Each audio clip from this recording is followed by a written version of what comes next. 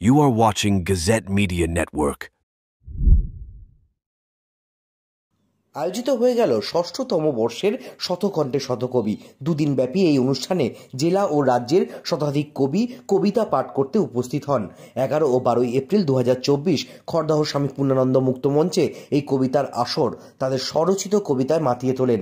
এর মধ্যে আবার সামিল হন বিশ্বকবি রবীন্দ্রনাথ ঠাকুরের রূপে এক শিল্পী। খড়দহের সাংস্কৃতিক ব্যক্তিত্ব কবি ও গীতিকার পরাশর বন্দ্যোপাধ্যায়ের পরিকল্পনায় আয়োজিত এই শতকণ্ঠে শতকবি অনুষ্ঠানে উপস্থিত শতাধিক কবি কবিতা পাঠ করে মন কেড়েছেন প্রচুর সংস্কৃতিপ্রেমী মানুষকে। সমগ্র অনুষ্ঠান নিয়ে বলতে গিয়ে পরাশর বন্দ্যোপাধ্যায় সহ অন্যান্য উদ্যোক্তা এবং উপস্থিত সকলে জানান, আমার প্রিয়জন, আমি আলাদাভাবে কারোর কথা বলতে চাই না, তার কারণ আমি জানি শতকণ্ঠে শতকবি উদ্যোগ নেওয়া হয়েছে। এটা আমাদের শতকণ্ঠে শতকবির ষষ্ঠতম বছর আর কি, এবং এটা সারা রাজ্য জুড়ে, জেলা যেমন আছে সারা রাজ্য জুড়ে সব প্রান্ত থেকে কবিরা আসেন এবং এই কবিতা প্রাঙ্গণ মুখরিত হয়ে ওঠে কবিদের কবিতায়। এবং আমরা যেটা করি প্রতি বছর, যে জেলার বিভিন্ন প্রান্তের কবি, বিভিন্ন পত্রপত্রিকা বেরোচ্ছে, সাহিত্যপত্র, বইমেলা, তারাই আজকের এই কবিতীর্থে শতকণ্ঠে শতকবিতে তারা অংশগ্রহণ করে। কতজন কবির কবিতা পাঠ হবে? যেহেতু শতকণ্ঠে শতকবি 100 জন কবির কবিতা পাঠ থাকে রেগুলার, প্রত্যেক দিন আমাদের 2 বছর থাকে, মানে 2 দিন থাকে অনুষ্ঠান। তো এই বছরে আমাদের 2 দিন করতে হচ্ছে, অন্যান্য বছর 3 দিনের হয়। প্রথম দিন আনুমানিক 60 জন কবির কবিতা পাঠ থাকে। গতকালও আছে, আজ এবং আগামী। কোথা কোথা থেকে মানুষ আসছে?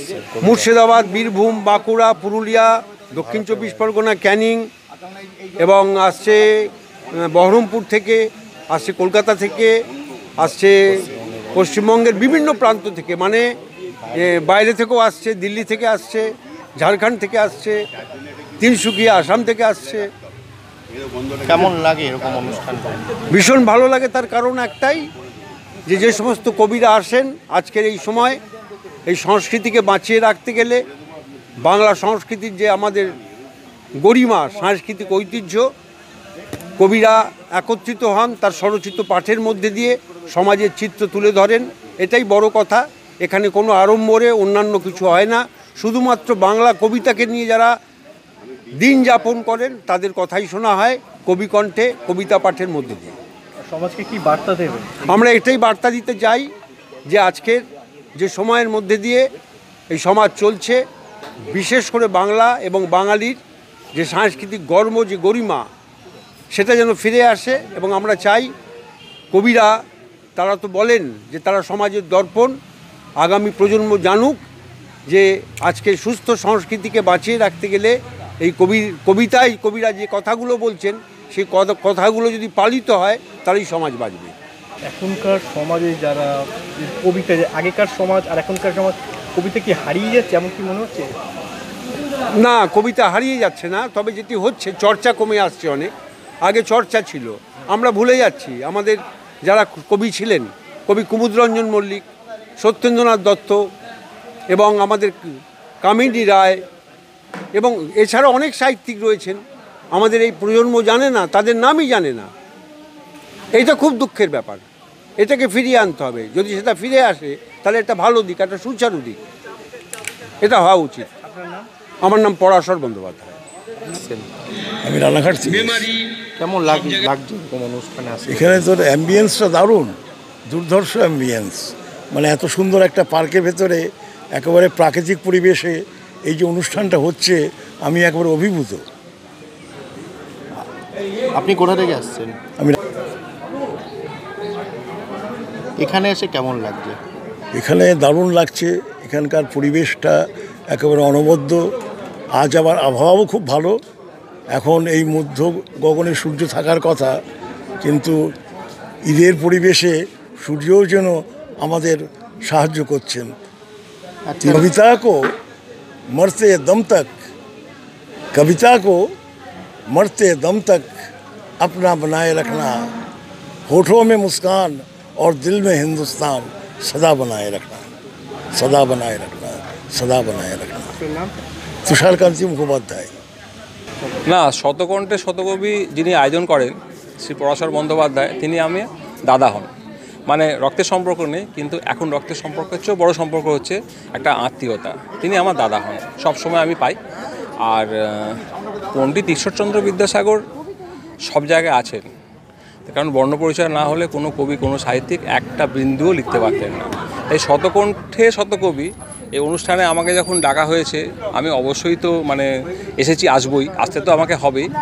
এবং আমি চাই যেখানে যেখানে বাংলা ভাষার জন্যে লড়াই হবে আমরা যাতে থাকতে পারি, একসঙ্গে একজোট বেঁধে থাকতে পারি। তার কারণ বাঙালি আর বাংলা এটাকে যেন ক্রমশ ছোট করা হচ্ছে আমাদের সারা ভারতবর্ষের ছবি মানে চিত্রে। তার জন্য আমাদের একজোট হতে হবে। কোথায় দেখা যাচ্ছে না যে কবিতা, তারপর সাহিত্যিকরা হারিয়ে যাচ্ছে বা আসে সমাজের থেকে, হ্যাঁ, এর মধ্যে কী বলবে?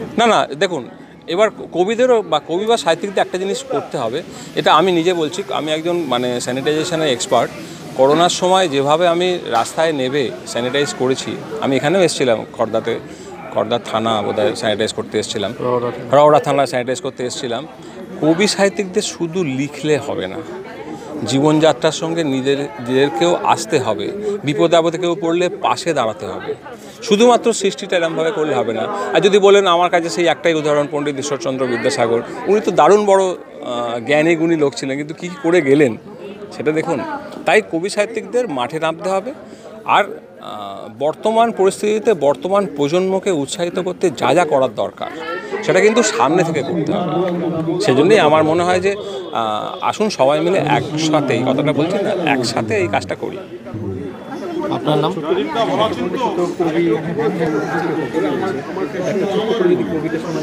হ্যাঁ, আমার কবিতার চেয়ে বেশি বলছি কি, আমি তো গানের লোক।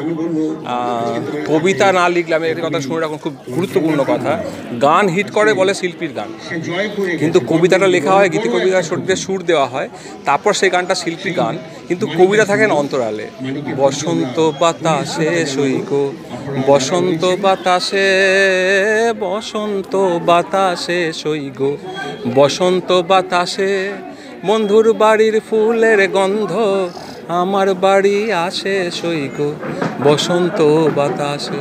কালিকা প্রসাদ ভট্টাচার্যের নাম যেমনি হবে, শাহ আব্দুল করিমেরও কিন্তু নামটা এখানে হবে। এটাই আমাদের কাছে বলি যে কবিরা হচ্ছেন মেরুদণ্ড। আমার নাম অমিতাভ বন্দ্যোপাধ্যায়। শতকণ্ঠে শত কবি এসে কেমন লাগছে? শতকণ্ঠে শত কবি এই রহরা অঞ্চলে এমন একটি অনুষ্ঠান হয়ে চলেছে বছরের পর বছর। আমি এই প্রথম এলাম তাদের আমন্ত্রণে, যদিও অতীতে আমন্ত্রণ থাকলেও সময়ের ব্যস্ততা বা অন্যরকম আনুষ্ঠানিক সূচনা নিজের থাকার জন্য আমি আসতে পারিনি, এই প্রথম এলাম। এসে আমার খুবই ভালো লাগছে। ছোট করে একটা কবিতা যদি বলেন। হ্যাঁ,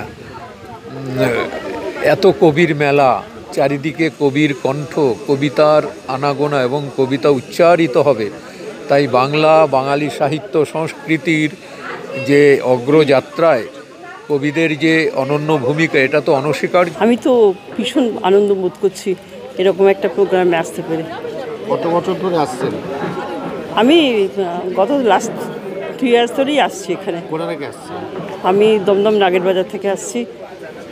একটা শতকণ্ঠে শত কবিতার বাৎসরিক অনুষ্ঠান, ছোট একটা কবিতা বলো।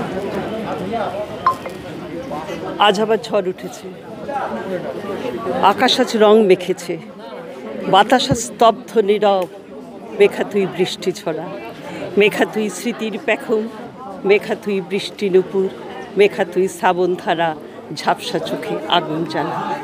আজ আবার বৃষ্টি হবে, আজ আবার ভিজব দুজন, ছুটে আয় মাটির টানে, ছুটে আয় মাটির টানে, উলট পালট বৃষ্টি নামা। মেঘা আমি রং মেখেছি,